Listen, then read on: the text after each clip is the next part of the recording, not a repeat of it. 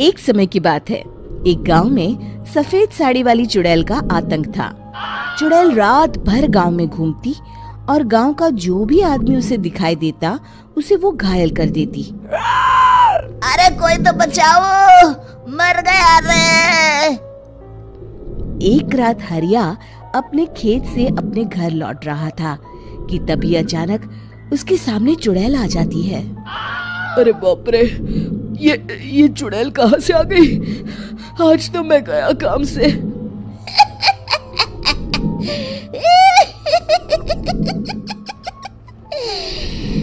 आज मुझे मेरा शिकार मिल गया। अरे चुड़ैल दीदी, मुझे छोड़ दो। जैसे ही चुड़ैल हरिया की तरफ बढ़ती है, हरिया वहाँ से भाग जाता है और अपने घर के दरवाजे पे पहुँचता है। अरे भगवान, जल्दी से दरवाजा खोलो, मेरे पीछे चुड़ैल पड़ी है। हरिया की पत्नी जल्दी से दरवाजा खोल देती है। अरे आप इतना हाफ क्यों रहे हैं? अरे मेरे पीछे चुड़ैल पड़ी है, आज तो मैं बाल बच गया। जल्दी से सभी दरवाजे और सभी खिड़कियों को बंद करके बत्ती बुझा दो। तभी चुड़ैल हरिया के घर के पास पहुंच जाती है। अरे वो आदमी कहाँ गायब हो गया? मैं भी देखती हूँ आखिर कब तक बचेगा। मैं अपने शिकार को इतनी आसानी से नहीं छोड़ती। इतना कहकर चुड़ैल वहाँ से चली जाती है। वहीं दूसरी तरफ हरिया और उसकी पत्नी दोनों अपने घर की खिड़की से ये सब देख रहे होते हैं। अरे बाप रे, ये तो बड़ी डरावनी चुड़ैल थी। अगले दिन ये बात आग की तरह पूरे गांव में फैल जाती है और धीरे धीरे लोग चुड़ैल के डर के मारे शाम होते ही अपने घरों से बाहर निकलना बंद कर देते हैं। कुछ दिनों के बाद भाई, मैंने तो इस चुड़ैल के डर के मारे रात को अपने खेतों को पानी देना बंद कर दिया है। कहीं मेरी फसल सूख गई तो मैं तो कहीं का नहीं रहूंगा। साहूकार का कर्जा कैसे चुकाऊंगा? अरे भाई, पूरे गांव वालों का यही हाल है। पता नहीं ये चुड़ैल हमारे गांव में कहां से आ गई। फिर एक दिन गांव के पास वाली नदी के किनारे एक बहुत बड़े तांत्रिक के आने की बात कुछ गांव वालों को पता चलती है।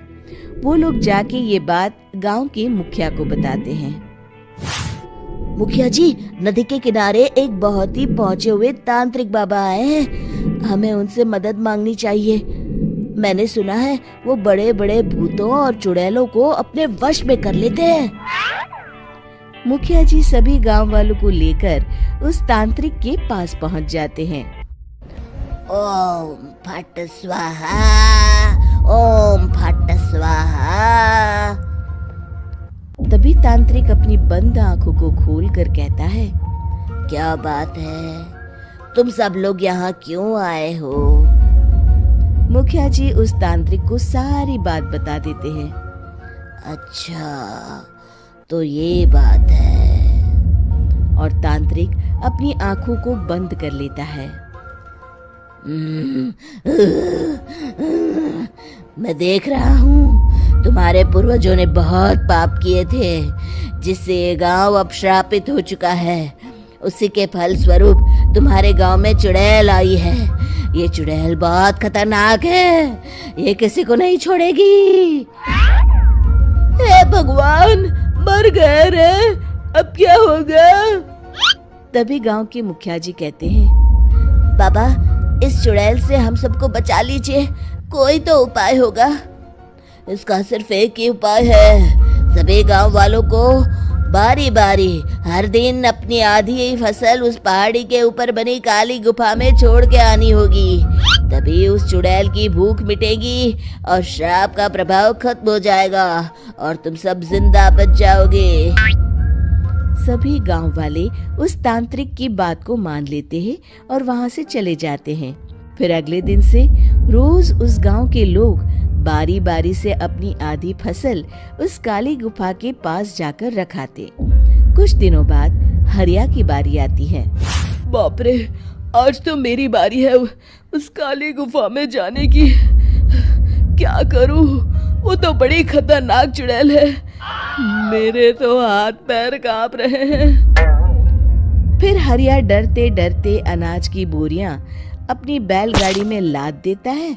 तभी हरिया की पत्नी उससे कहती है, देखो जी, संभल के जाना और किसी भी हालत में शाम होने से पहले वापस आ जाना। उस चुड़ैल का कोई भरोसा नहीं है जी। हरिया बैलगाड़ी में बैठते हुए कहता है, भगवान, मैं क्या वापस आऊंगा? लगता है अब तो मेरी खबर ही आएगी। इतना कहकर हरिया वहां से चला जाता है। रास्ते में जंगल से गुजरते हुए हरिया की बैलगाड़ी का एक चक्का बड़े गड्ढे में फंस जाता है। हे भगवान, अब ये क्या मुसीबत है? हरिया नीचे उतर के पूरी ताकत से अपनी बैलगाड़ी को गड्ढे से निकालने की कोशिश करता है। बहुत देर मेहनत करने के बाद हरिया की बैलगाड़ी उस गड्ढे से बाहर निकल जाती है। हे भगवान, अब तो शाम होने वाली है। आज तो मैं गया काम से। जैसे तैसे हरिया काली गुफा में पहुंच जाता है। अरे मर गया रे, यहाँ तो चारों तरफ डरावना माहौल है। मैंने यहाँ आने में बहुत देर कर दी, कहीं चुड़ैल नाराज ना हो जाए।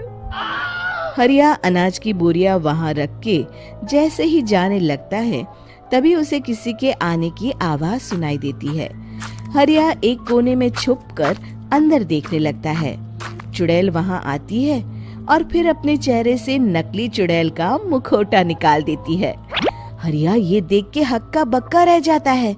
तभी चुड़ैल कहती है, भैया यहाँ आना, आज तो बहुत अनाज आया है।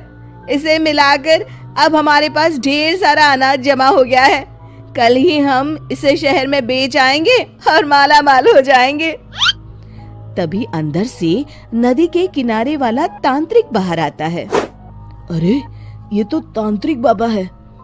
हाँ, अब तो हम दोनों की जिंदगी मजे में कटेगी। गांव वालों को बेवकूफ बनाना इतना भी मुश्किल नहीं था। लोग तो तुम्हें सच में असली चुड़ैल समझते हैं। हाँ, तुमने सही कहा। अब ये गांव वाले चुड़ैल के डर से जिंदगी भर इस काली गुफा में अनाज पहुंचाते रहेंगे। अच्छा, तो ये बात है। ये दोनों पूरे गांव वालों को बेवकूफ बना रहे हैं। अभी जाकर सबको बताता हूँ। हरिया उन दोनों की पूरी बातें सुन लेता है और जल्दी से वापस गांव में आता है। गांव वालों को पूरी बात बता देता है। इससे पहले वो दोनों हमारा अनाज लेकर शहर जाए, हमें उन दोनों को पकड़ना होगा। उधर दूसरी तरफ नकली तांत्रिक और नकली चुड़ैल बनी औरत एक बड़ी गाड़ी में सारा अनाज लाद के वहां से निकलने की तैयारी कर रहे होते हैं। जल्दी करो, इससे पहले हमें कोई देख ले। हमें यहाँ से निकलना होगा। और तभी वो दोनों देखते हैं कि सामने से सभी गांव वाले अपने अपने हाथों में मशाल लेके आ रहे हैं। दोनों बुरी तरह डर जाते हैं। रुक जाओ, तुम दोनों का भांडा फूट चुका है। अरे मर गए रे, ये गांव वाले कहाँ से आ गए? तुमने क्या सोचा इतनी आसानी से यहाँ से निकल जाओगे? ये अनाज हमने अपने खून पसीने से दिन रात खेतों में मेहनत करके उगाया है। दोनों मुखिया जी के पैरों में गिर जाते हैं। हमें माफ कर दीजिए, हम दोनों एक नंबर के कामचोर हैं। बिना मेहनत किए पैसे कमाना चाहते थे। हाँ हाँ, अब हम आगे से मेहनत मजदूरी करके पैसे कमाएंगे। हमें कुछ मत करना, हमें छोड़ दीजिए। इतना कह के दोनों गांव छोड़ के भाग जाते हैं और सभी गांव वाले फिर से खुशी खुशी रहने लगते हैं। शिक्षा, तभी तो कहते हैं कि किसी भी समस्या का समाधान केवल सूझबूझ से ही करना चाहिए और कभी हिम्मत नहीं हारनी चाहिए।